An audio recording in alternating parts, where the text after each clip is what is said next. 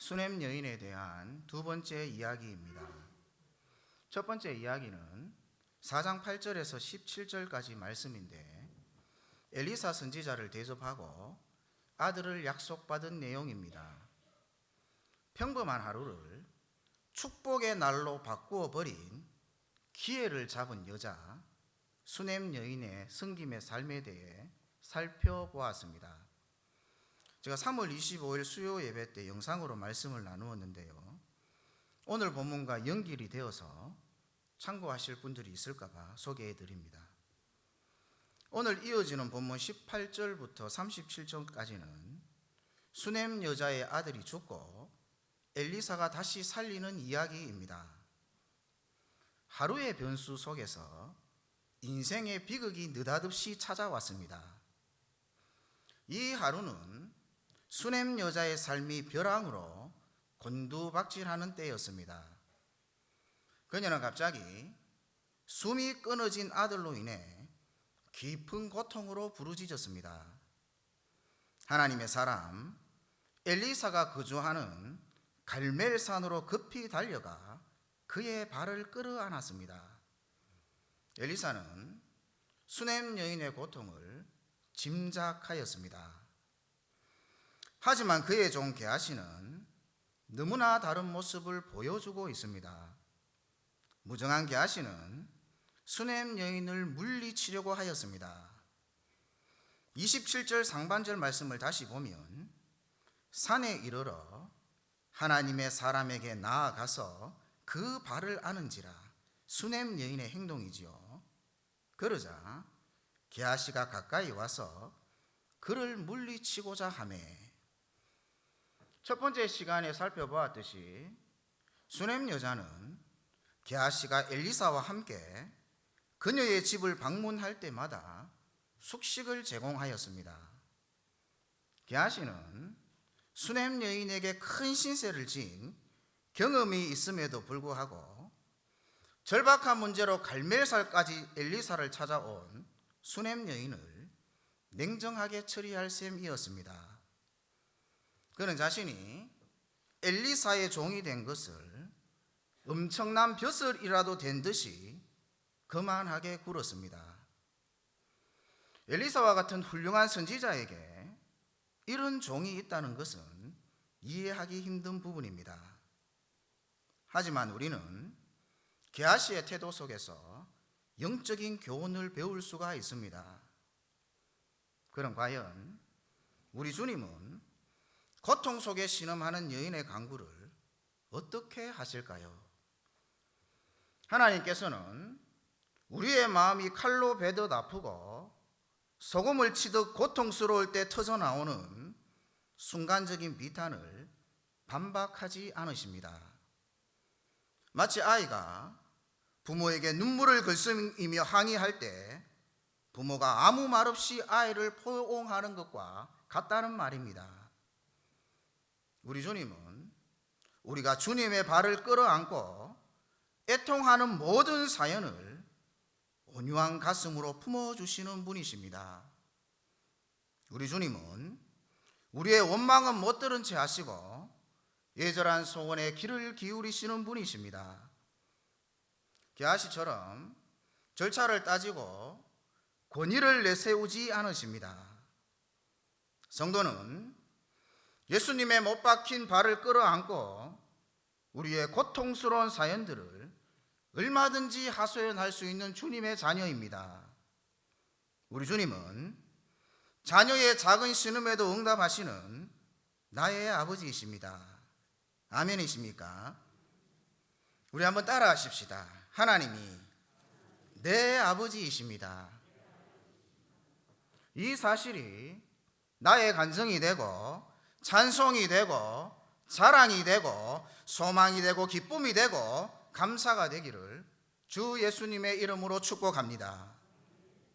내 아버지는 우리 고통 가운데 함께 하시고 종국에는 우리의 두 눈에 흐르는 눈물을 씻기시는 전능하신 하나님이십니다. 그래서 시편 62편 8절 말씀에는 우리에게 이렇게 교훈합니다. 우리 PPT 좀 띄워주시고요. 함께 한 목소리로 읽어보겠습니다. 시작. 백성들아 시시로 그를 의지하고 그의 앞에 마음을 토하라. 하나님은 우리의 피난처시로다.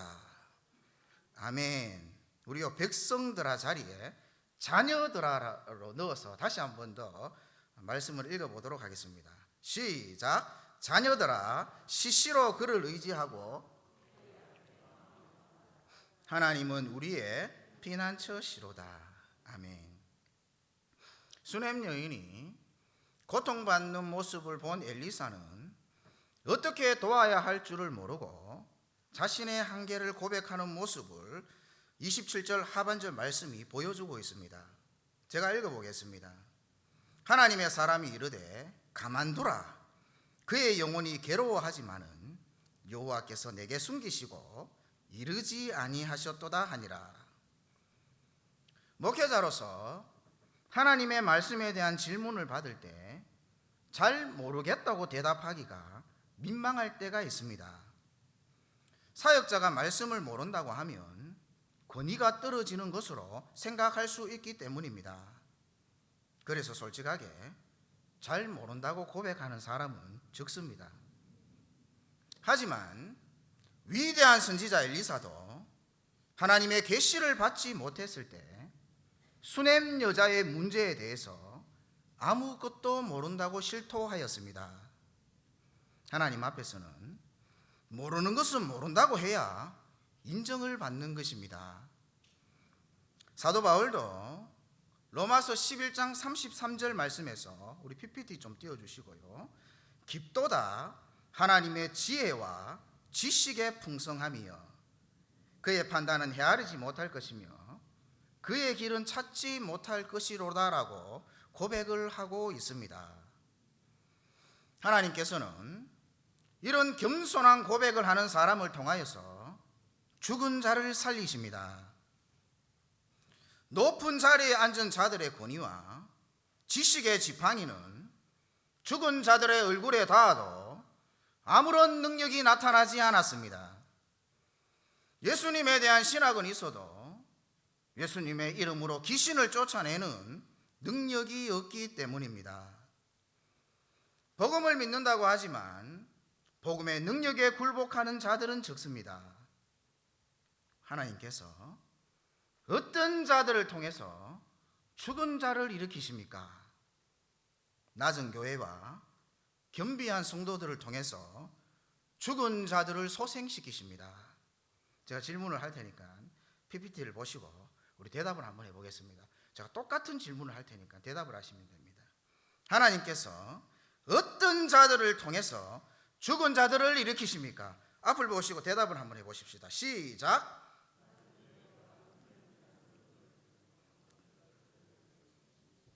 다시 묻겠습니다. 하나님께서 어떤 자들을 통해서 죽은 자들을 일으키십니까? 우리 다음 PPT 넘겨주십시오. 우리 한번 해보십시다. 시작. 대동교회와 대동교회 성도님들을 통해서 죽은 자들을 소생시키십니다. 아멘. 이것이 원래 우리 교회의 표어인 회복입니다. 회복은 소생시키시는 것이고 소생되는 것입니다. 로마 교황이 어떤 유명한 신학자에게 바티칸의 화려한 성 베드로 성당을 보여주면서 나눈 일화가 있었다고 합니다. 교황이 신학자에게 말을 했습니다. 이제 교회가 더는 은과 금은 내게 없거니와라는 말을 할 수 없게 되었답니다. 이렇게 말하자 신학자가 대답을 합니다. 맞습니다. 그런데 교회가 말할 수 없는 것은 그것만이 아니지요. 나사렛 예수의 이름으로 일어나 걸어라라는 말도 할 수 없지요. 이렇게 대답을 했다고 합니다. 사랑하는 성도 여러분, 요즘 한국 교회는 어떤 것 같습니까? 안전한 것 같습니까? 괜찮은 것 같습니까?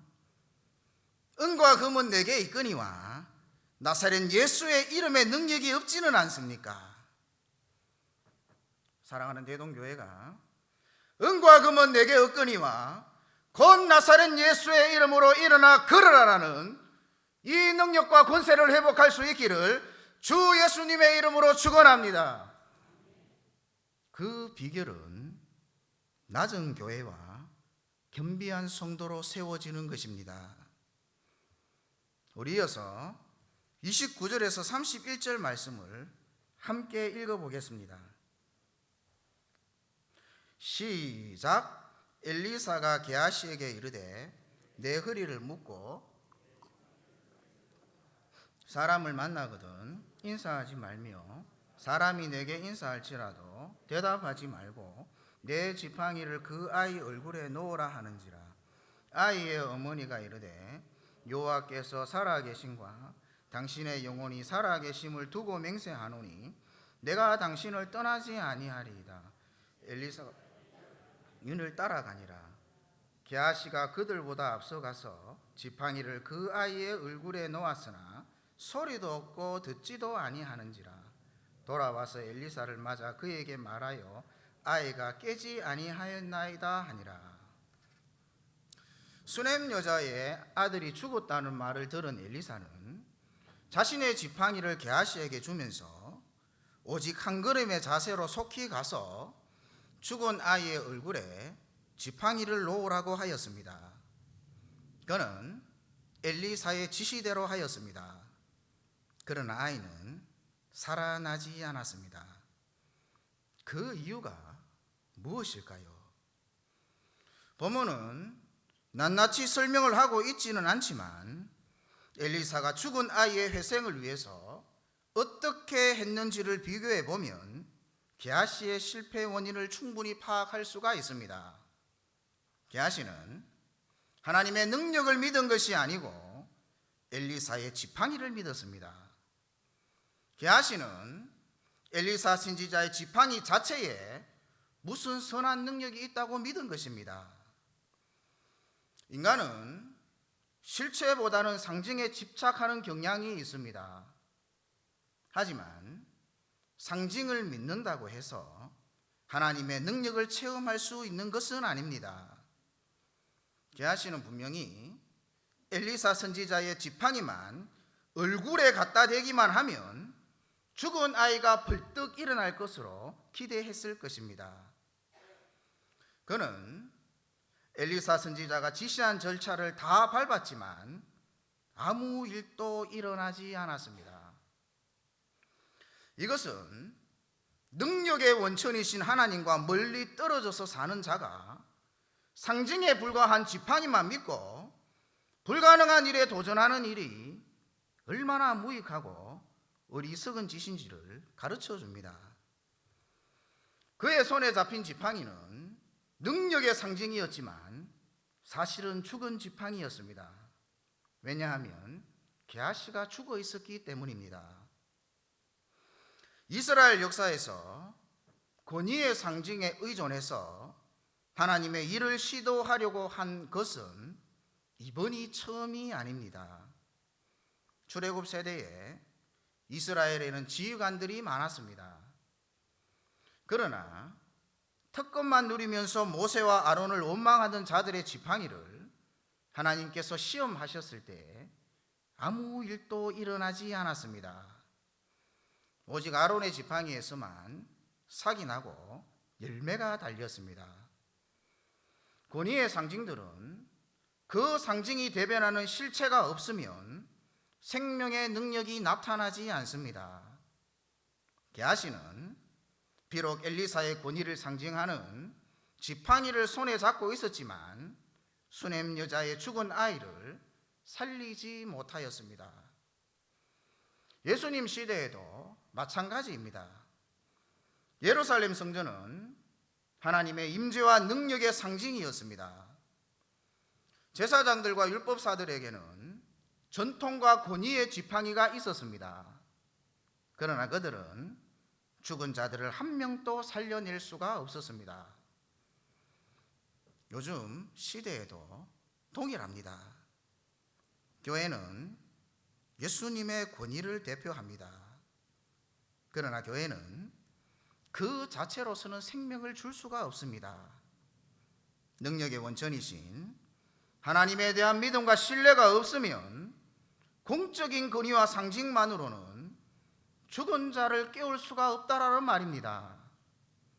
그러므로 교회는 오직 주 하나님의 능력만 의지하고 믿고 따라야 하는 것입니다.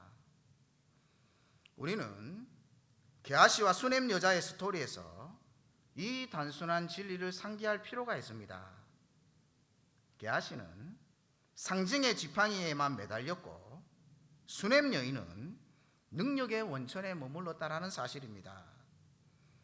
그녀는 엘리사를 죽음의 방으로 모셔가기 전에는 그를 떠나지 않았습니다. 30절 말씀을 제가 보겠습니다. 아이의 어머니가 이르되 여호와께서 살아계심과 당신의 영혼이 살아계심을 두고 맹세하노니 내가 당신을 떠나지 아니하리이다.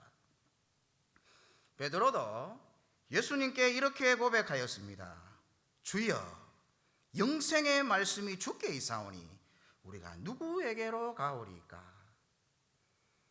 하나님께서는 이런 자들로 통해서 죽은 자들을 일으키십니다.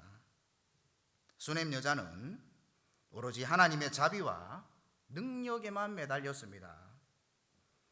우리는 이 같은 굳은 신앙으로 주님 발 앞에 엎드릴 때에 하나님이 베푸시는 기적을 체험하게 되는 것입니다. 그런데 무엇을 위해서 그럼 우리가 하나님 앞에 매달려야 할까요? 우리는 무엇보다도 죽은 자식에 해당하는 것들을 놓고 간절히 구해야 합니다. 멀쩡하던 자식이 갑자기 숨이 멎는 경우가 있습니다. 늘 교회에 다녀도 영혼은 수면 상태에 빠질 수도 있습니다. 교회도 죽은 뼈들의 계곡처럼 될 때가 있습니다. 그럴 때에 어떻게 해야 할까요? 좋은 프로그램이나 시설을 갖추면 될 것 같습니까? 현대 감각에 맞는 프로그램들이 필요합니다. 하지만 외형적인 것들은 죽은 영혼이 살아나는 일과는 아무 상관이 없습니다. 하나님의 교회는 더욱더 근본적인 문제를 다루어야 하는 것입니다. 복음의 능력과 성령의 역사로 하나님의 임재가 느껴져야 하고 거듭나는 기적이 일어나야 하는 곳입니다. 복음을 깨달은 감동으로 삶의 변화가 일어나야 하는 것입니다. 그리고 각자 복음의 기초가 되는 교리를 숙지하고 기본적으로 스스로 성경을 읽고 그 뜻을 짚어가면서 삶에 적용하며 하나님과 교제하는 일이 있어야 하는 것입니다. 하나님의 교회는 크든지 작든지 유명하든지 무명하든지 시골에 있든지 도시에 있든지 오직 진리의 말씀으로 성도의 심령이 새로워지고 하나님의 영광을 드러내야 하는 곳이 되어야 합니다. 이것이 참 능력입니다. 초대교회의 부흥의 비결이 무엇일 것 같습니까? 하루에 3,000명이나 복음을 믿는 자들이 몰려온 까닭이 어디에 있었던 것 같습니까? 그리스도의 사랑이 흘러 넘쳐서 사람들의 삶에 변화가 일어나고 하나님의 능력이 어떤 것인지를 누구나 볼 수 있었기 때문입니다. 성도에게 교회 위에 진정한 필요한 것이 있다면 그것은 돈도 아니요, 목회자의 학위도 아니요, 직분도 시설도 프로그램도 아닙니다. 그것은 바로 하나님 자신입니다.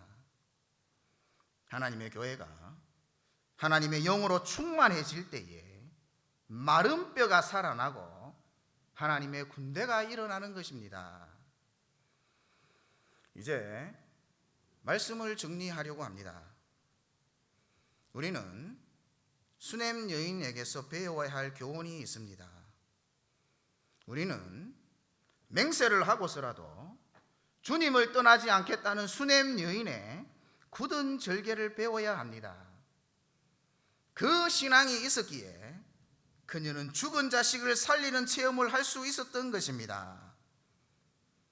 수넴 여자의 아들이 살아난 것은 무엇을 의미한다고 생각하십니까? 하나님께서는 하나님 자신의 권위와 자비에 전적으로 의존하는 자들에게 응답하신다는 사실입니다. 이것은 현재 진행형입니다.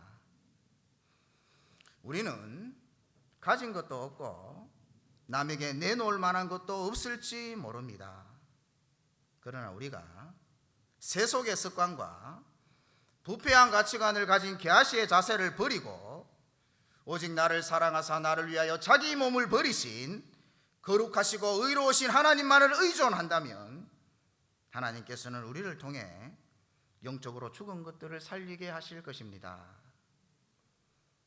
수넴 여인의 아이처럼 우리에게도 영혼의 호흡이 멈추는 때가 있을 것입니다. 교회도 생기보다는 냉기가 돌고 활기보다는 무기력이 지배할 때가 있을 것입니다. 하나님의 말씀이 귀에 들어오지 않고 마음에 와닿지 않는 때도 있을 것입니다. 그때마다 게하시의 무정하고 무력한 자세를 버리고 하나님의 능력과 자비에만 의존하는 수넴 여자의 자세를 본받을 수 있기를 주님의 이름으로 축복합니다.